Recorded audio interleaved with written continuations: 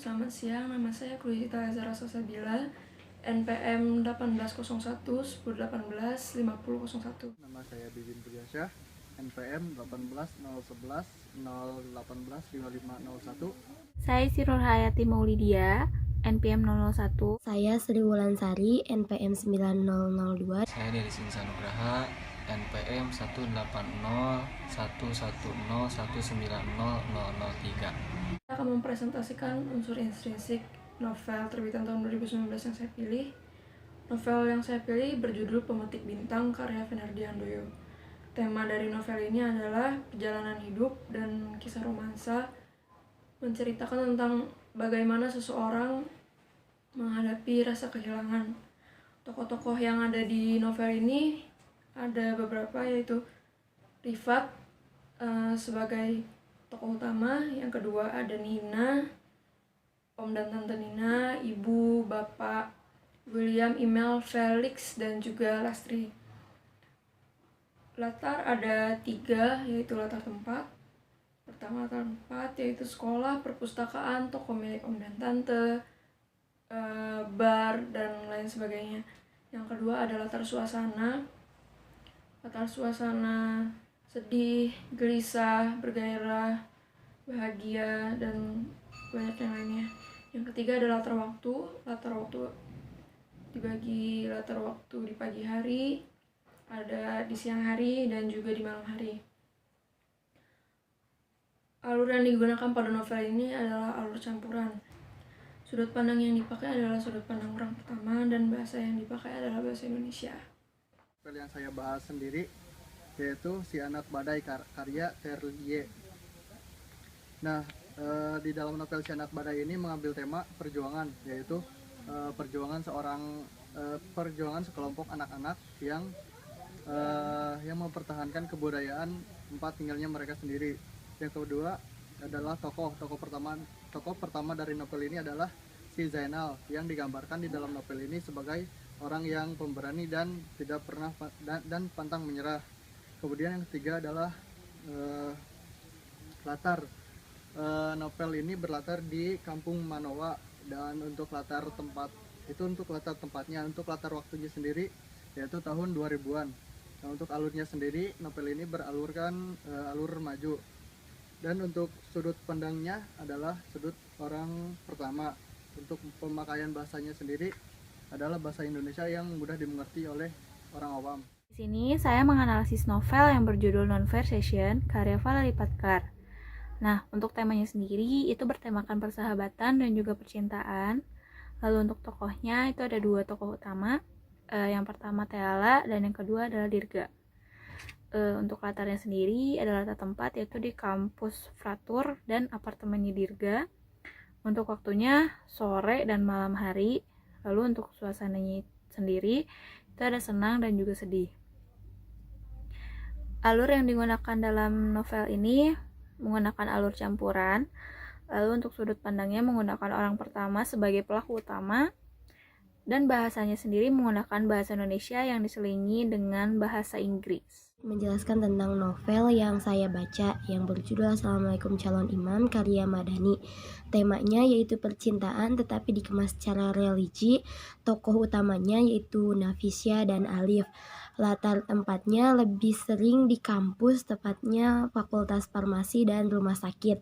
Alurnya menggunakan alur maju, yaitu dari awal mereka bertemu sampai Alif dan Nafisya menikah. Sudut pandangnya menggunakan sudut pandang orang pertama atau aku. Bahasanya menggunakan bahasa Indonesia non-formal. Di sini saya akan menjelaskan unsur intrinsik tentang buku Perempuan Bersampul Merah. Baik, yang pertama ada tema. Tema buku ini bercerita tentang perdukunan, paranormal, dan peristiwa pembantaian atau teror maut di Banyuwangi pada tahun 1998. Tokoh utama dalam buku ini yaitu Sari. Latarnya ada di kampung halamannya, Sanggar Gadrung Mak Repyak, dan penjara. Alur memakai alur campuran. Sudut pandangnya memakai sudut pandang orang pertama dan orang ketiga. Lalu bahasa Bahasa yang digunakan menggunakan bahasa sehari-hari yang mudah untuk dimengerti. Yang kedua, saya akan menjelaskan tentang tema yang digunakan pada novel terbitan tahun 2019. Untuk tema yang digunakan novel terbitan tahun 2019 cenderung tentang kisah romansa atau percintaan, namun dikemas dengan kemasan yang berbeda. Sebagai contoh, novel pertama dikemas dengan perjalanan hidup, novel kedua dikemas dengan kisah persahabatan, novel nomor 3 dikemas dengan nilai keagamaan atau religi. Sedangkan novel nomor 2 dan nomor 5 memiliki perbedaan tema, yaitu novel nomor 2 bertemakan perjuangan dalam mempertahankan kebudayaan, dan novel nomor 5 bertemakan peristiwa 98 yang identik dengan pembantaian. Saya akan membahas tokoh dan penokohan secara keseluruhan novel 2019 yang udah dianalisis oleh kelompok kami. Nah, untuk novel 1, 3, dan 4 itu memiliki kesamaan di mana pemeran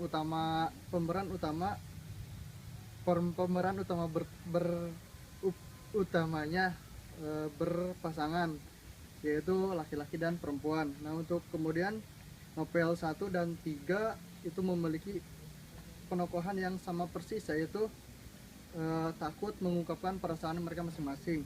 Sedangkan novel 2 dan 5 hanya fokus pada satu tokoh utama, dan penokohannya pun berbeda. Untuk persamaan dan perbedaan latar dan alur dalam setiap novel, itu untuk latarnya sendiri, kelima novel ini memiliki latar tempat yang berbeda-beda. Namun dalam unsur latar suasana dan waktu, kelima novel ini memiliki persamaan. Kelima novel ini memiliki suasana senang dan sedih, dan juga memiliki latar waktu yang sama, yaitu pagi, siang, sore, hingga malam hari.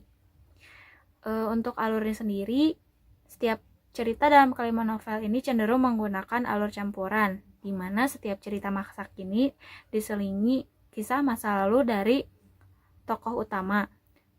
Alur campuran digunakan dalam novel 1, 3, dan 5, sedangkan novel 2 dan 4 menggunakan alur maju yang hanya berfokus pada cerita masa kini si tokoh itu. Saya akan menjelaskan sudut pandang yang dipakai kebanyakan novel terbitan tahun 2019. Sudut pandang yang digunakannya, setiap novel rata-rata menggunakan sudut pandang orang pertama dengan ciri menggunakan kata aku atau gue. Tetapi dalam novel kelima juga menggunakan sudut pandang orang ketiga.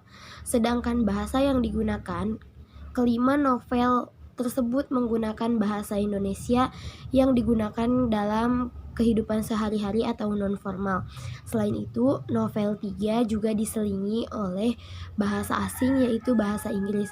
Nah, jadi kesimpulan novel tahun 2019 ini cenderung menggunakan tema percintaan sebagai tema utama. Namun, tema tersebut dikemas dengan tema lain, seperti persahabatan dan perjalanan hidup. Alur cerita campuran yang menjadi alur yang sering digunakan. Sudut pandang yang sering digunakan yaitu sudut pandang orang pertama, dan bahasa yang digunakan adalah bahasa Indonesia yang digunakan dalam kehidupan sehari-hari.